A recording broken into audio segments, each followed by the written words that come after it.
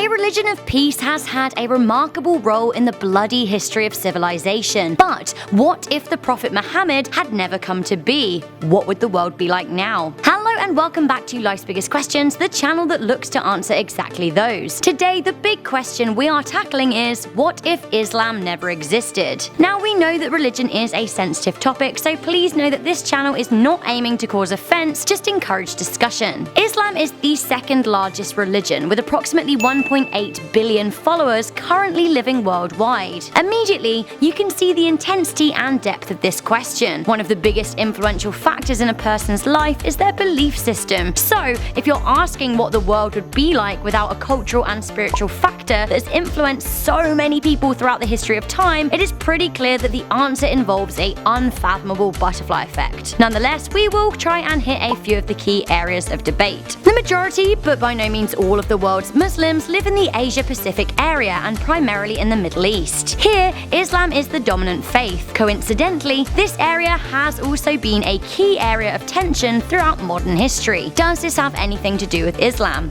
I'm gonna go out there and call it and say no.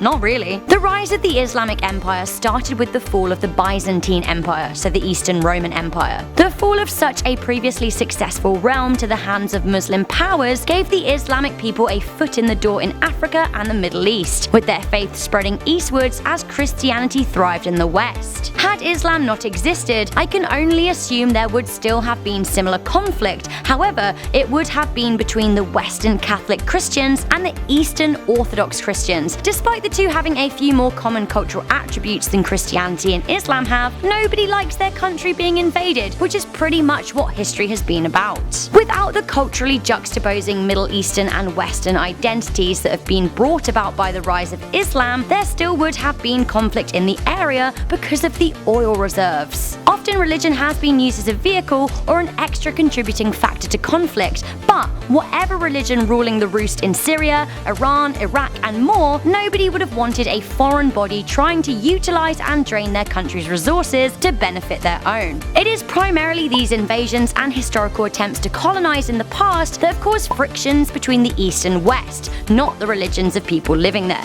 Even without Islam, it is very possible that attacks like 9/11 may have come around. People are very quick to associate Islam with terrorism, but of course it was the Hindu Tamil tigers that pioneered the suicide vest. Politics and religion often become muddied and intertwined, but it is many people's opinions, including mine, that religion is used as justification to carry out politically or ideologically motivated attacks. Sure, there would have been no ISIS if there was no Islam, but I have no doubt that some other extremist group would exist in their place, using another religion as an excuse to commit atrocities. Had Islam not have risen, other religions probably would still have regularly been at war with one another, like Judaism, meaning Zionist interests would still be strong and a Jewish state would still be created, perhaps generating similar issues as currently seen in Palestine. Without Islamic culture, our architectural landscape would be very different. From the 7th century on, the Islamic faith has been behind a vast number of buildings, some truly iconic ones like the Taj Mahal. During the fall of the Roman Empire, Muslim scholars actually saved a lot of documents from destruction, which meant that we were able to rediscover some of their advanced technology and apply it to modern developments later in history. Without this, who knows what state of development the world would be in now. The Muslim faith adhered to by so many people is definitely stricter in many ways than current Christianity, which would have been the by far dominant worldwide faith